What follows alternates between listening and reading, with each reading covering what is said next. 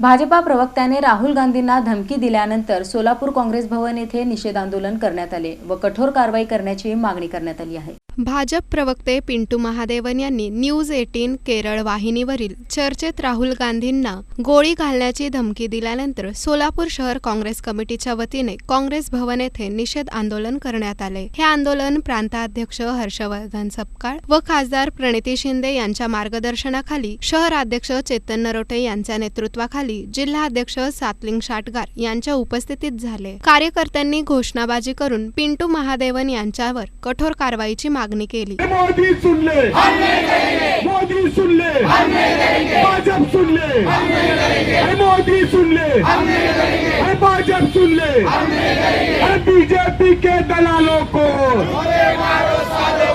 BJP के दलालों को, BJP के दलालों को,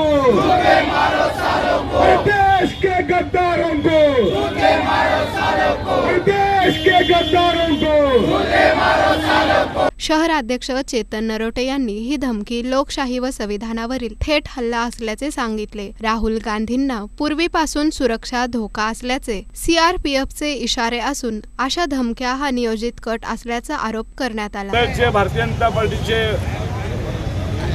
नेते पेट्रोल महादेव हे गुलाम राहुलजी गांधी यांना सांगतात की आम्ही छातीमध्ये गोळ्या घालूयात। जे विचाराची लढाई हे लोक देऊ शकत नाही।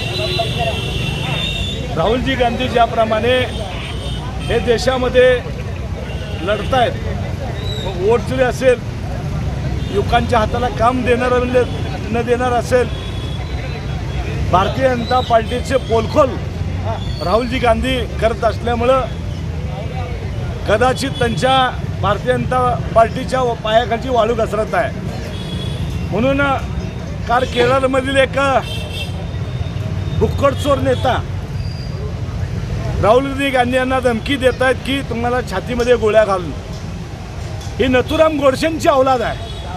हे विचाराची लढाई करू शकत नाहीत। ज्याप्रमाणे राहुलजी गांधी विचाराची लढाई लढतात, तुमचे नेते त्या ठिकाणी सभागृहामध्ये येत नाहीत, सभागृहामध्ये तोंड लपून बसतात। यावेळी माजी नगरसेवक विनोद भोसले, दत्तू बंदपट्टे, परवीन इनामदार, हारून शेख, महिला अध्यक्षा प्रमिला तुपलवंडे, युवक अध्यक्ष गणेश डोंगरे, प्रदेश सरचिटणीस शकील मौलवी, श्रीशैल रणधीरे, अल्पसंख्याक अध्यक्ष जुबेर कुरेशी, सेवादल अध्यक्ष भीमाशंकर टेकाळे यांच्यासह इतर पदाधिकारी व कार्यकर्ते उपस्थित होते।